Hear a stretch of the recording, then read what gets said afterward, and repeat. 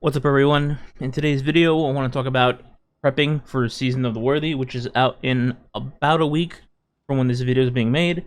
The reason I want to talk about this is because there are ways you can prep for the season, and yes, that's not including for power-related reasons for trials, which is out in the next season as well, in case you didn't know. I am aware Bungie turn off, or will be turning off, the power stacking, whatever you want to call it, for trials. This is not for that. This is really just for prepping items or XP for things like emotes in the season track, or wanting to unlock your artifact quickly, getting a step up on the plus 20 triumph that's going to be in the season, you know, things like that.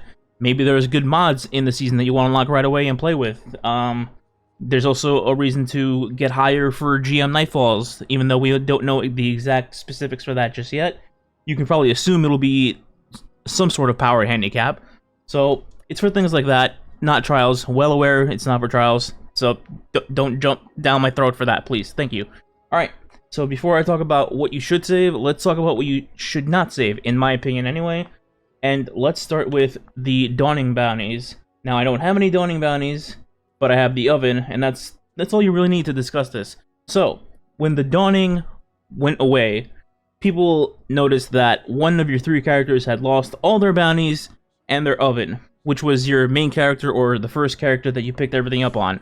So, with this, at least to me, this says if the Oven goes away, then your bounties go away. And the reason your second and third characters have kept their bounties, in case you're hoarding them, it's because you still have the Oven in your inventory. Now, I obviously don't know what's going to happen or when, but it's my assumption that Bungie will likely patch the Oven out of your inventory to launch Season 10? Worthy is 10, I believe.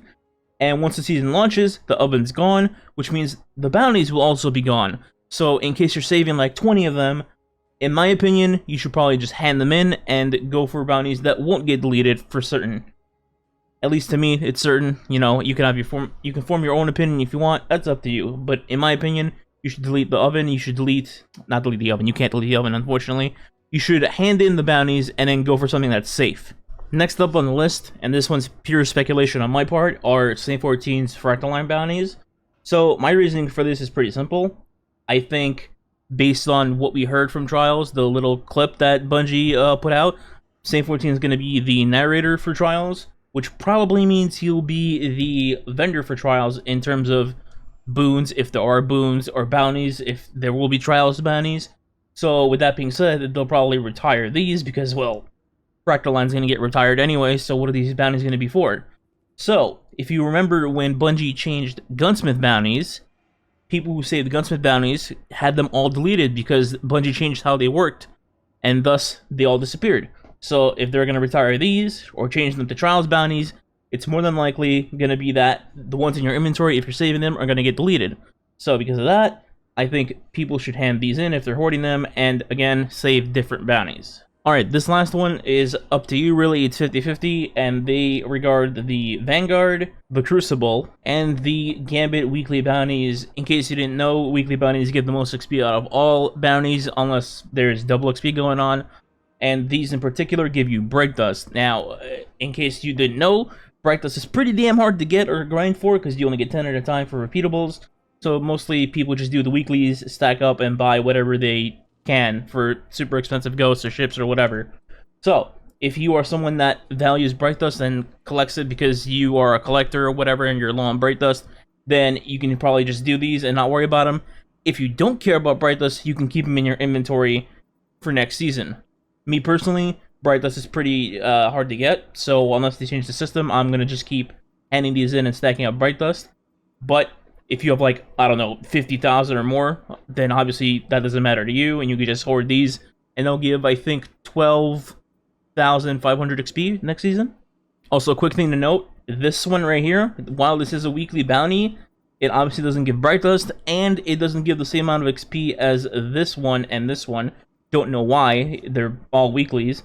I believe this gives you 9,000 XP instead of the 12.5. Just thought I'd throw that out there for people who want to maximize. That's it. Alright, let's get to things that you should be saving. So let's go for the elephant in the room right away. Obelisk bounties. I know a lot of people have read the Bungie article and are just assuming, oh, you should hand them in, they're going away, they're going to get deleted. blah blah blah. Just keep in mind that Bungie just says you need to complete these things before the season ends because you won't be able to do them anymore. And that's true, because the obelisks are going to go away, which means you can't pick up new ones of these because there's going to be no obelisks. But if you complete them before the season ends and go into the new season with the completed bounties, nothing gets deleted. If you need more proof, go back to Season of the Undying. Vex Offensive was going away, the bounties were going away, the items were going away, everything ended. But if you have the bounties completed in your inventory, guess what? They did not get deleted. The same thing goes with Iron Banner bounties. Literally every season, people say the same thing. They're gonna get deleted, they're gonna get auto-completed, don't save them.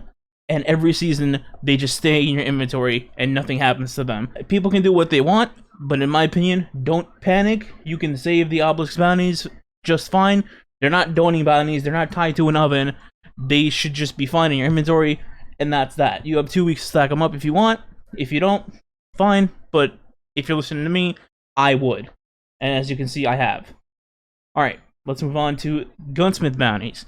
Gunsmith bounties, these are for the ones that you need to go to each planet each week, and the one that calibrates, which one is it? Let's see. So as you can see, I have Moon, the EDZ, Titan, Io, Mars, and then Dreaming City, and then there's this one that calibrates for Gambit, Crucible, or Strikes.